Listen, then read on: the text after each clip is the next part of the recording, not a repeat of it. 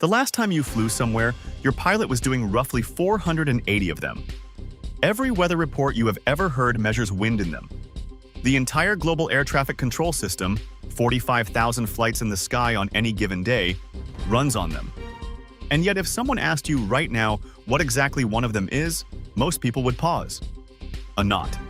Not the one you tie in your shoelace. A unit of speed. One that the entire world, including every metric country on Earth, has been legally required to use in aviation and at sea for over 70 years. Here is what almost nobody knows. That unit was invented by throwing a piece of wood off the back of a ship. And for 3 centuries, getting that number wrong did not mean a bad reading. It meant a ship and everyone on it simply vanished.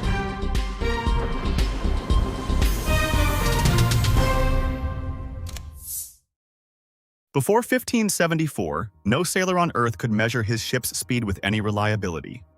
None. Pilots estimated by watching water slide past the hull. Captains guessed. And those guesses killed people. Not dramatically, but quietly. A navigator who believed he was making 8 miles per hour when he was actually making 6 would place his ship 60 miles from where it actually was after just 30 hours at sea. In the age before GPS, 60 miles was the difference between a safe harbor and a reef nobody saw coming. The solution was called the chip log, and an English mathematician named William Bourne described it in print for the first time in 1574 in a navigation manual called A Regiment for the Sea. The device was brutal in its simplicity. A quarter circle of flat wood, roughly the size of a dinner plate, weighted along its curved edge with a strip of lead. A sailor threw the chip overboard from the stern. The lead weight made the chip float upright and resist being pulled, so the chip stayed nearly stationary while the ship moved away from it. Attached to the chip, a long rope. Along that rope, at precisely 47 feet and 3 inches apart, the crew had tied physical knots. A second sailor let the rope run freely through his hands. A third held a sand glass and calibrated to exactly 28 seconds. When the sand ran out, stop. Count the knots that passed through your hands. That number was your speed. No instruments, no electronics, just rope, wood, and 28 seconds of sand.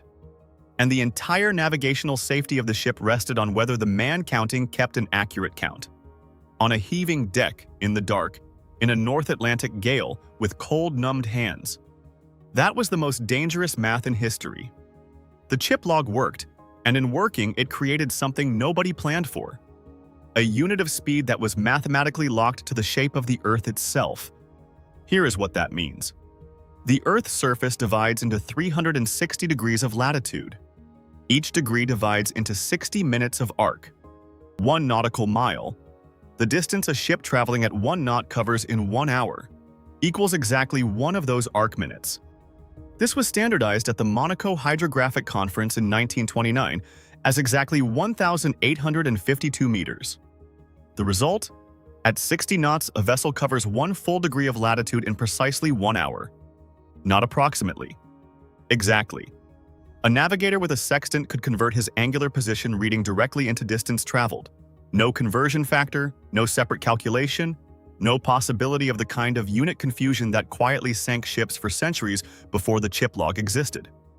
The statute mile, the one on American road signs, is 5,280 feet. That number comes from the Roman term for 1,000 double paces, stretched by Elizabeth I in 1593 to fit an even number of furlongs. It has no relationship to the geometry of the Earth whatsoever. It is an inherited convenience. The nautical mile is not a convenience. It is a coordinate. That is why France failed to replace it in 1906. That is why the International Civil Aviation Organization has listed the knot as officially temporary since March 1979, and that temporary status has now run for 47 consecutive years with no termination date ever agreed. Sailors do not refuse miles per hour out of stubbornness or tradition. They refuse because the knot is the only unit of speed that tells you exactly where you are on the planet at the same time as how fast you are moving. Nothing in the metric system does that. Nothing else ever has. On July 23, 1983, Air Canada Flight 143, a brand new Boeing 767, ran out of fuel at 41,000 feet over Red Lake, Ontario. Both engines flamed out within seconds of each other. The aircraft became a 132-ton glider carrying 69 people. The cause was a unit conversion error. Ground crew calculated the fuel load in kilograms. The fueling equipment measured in pounds. Nobody caught it. Flight 143 departed Montreal's Dorval Airport with roughly half the fuel it needed. Captain Robert Pearson, who held a private glider pilot's license as a hobby, calculated his only viable landing option in knots and nautical miles. At 220 knots, the 767 lost 5,000 feet per 10 nautical miles.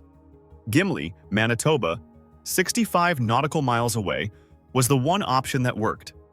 Pearson landed on a decommissioned runway being used as a drag racing strip. Spectators were standing on the tarmac. 10 minor injuries. No fatalities. The Gimli glider is now the single most cited case in aviation safety literature for why navigation units must never be mixed. It is also the reason 188 of 193 ICAO member states have formally agreed the knot cannot be retired without coordinated global action. That agreement has never come close to happening.